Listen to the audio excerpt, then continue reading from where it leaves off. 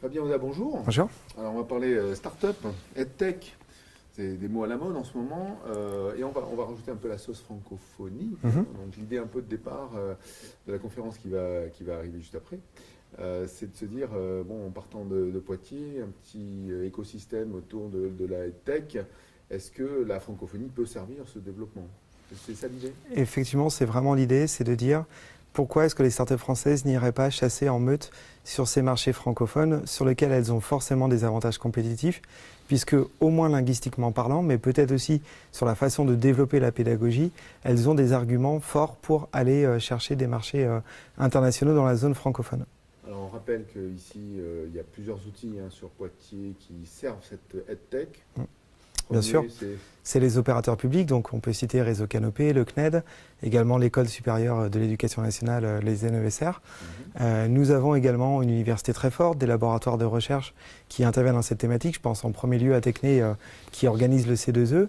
Et c'est vrai que tout cet écosystème-là nous permet aujourd'hui d'accompagner des projets et de monter des expérimentations en lien avec l'académie ou des acteurs privés de la formation qui permet, je dirais, de permettre à la start-up, aux porteurs de projets, de partir tout de suite dans la bonne direction, avoir le bon design de produit, avoir la bonne expérience utilisateur, avoir aussi, je dirais, le bon message et s'adresser aux bonnes personnes pour vendre son produit.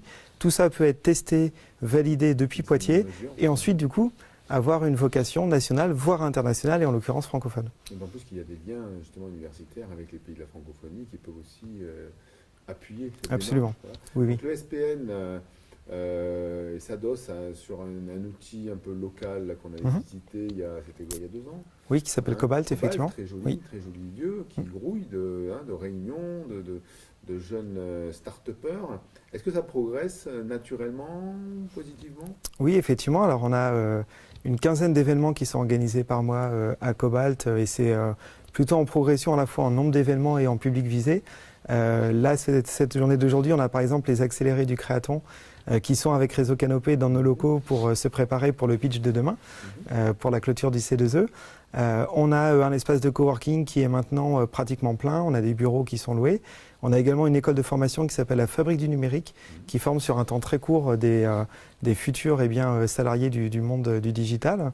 Et autre élément important du lieu, on y conduit des séances d'accélération de start-up.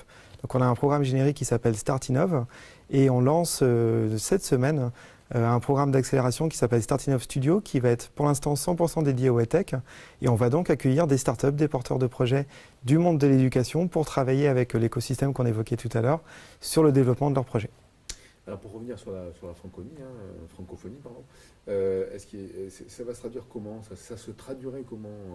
Des missions, aller dans des pays ou dans des foires, faire venir des gens, comment ça peut se passer? Alors oui, effectivement, je pense que la première étape, c'est déjà de démontrer, la France a un savoir-faire, une image de marque qui est forte. Donc la première phase, c'est de démontrer que le produit est viable en France.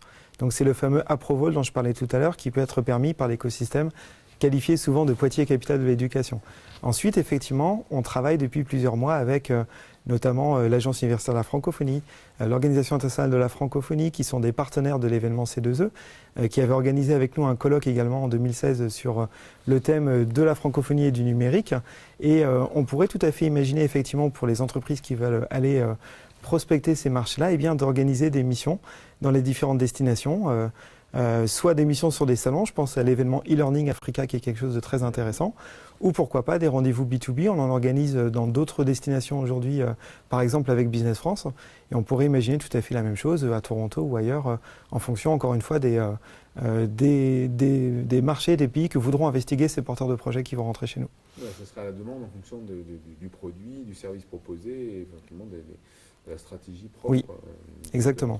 En tout cas, nous, dans le cadre de l'accompagnement, effectivement, s'ils n'ont pas encore pensé à ces dynamiques francophones, on va de toute façon leur amener de l'information pour leur expliquer en quoi c'est un marché qui est intéressant, qui est porteur, dans lequel il y a un avenir et sur lequel, encore une fois, on peut penser que des Français peuvent avoir un avantage compétitif à condition de bien se préparer.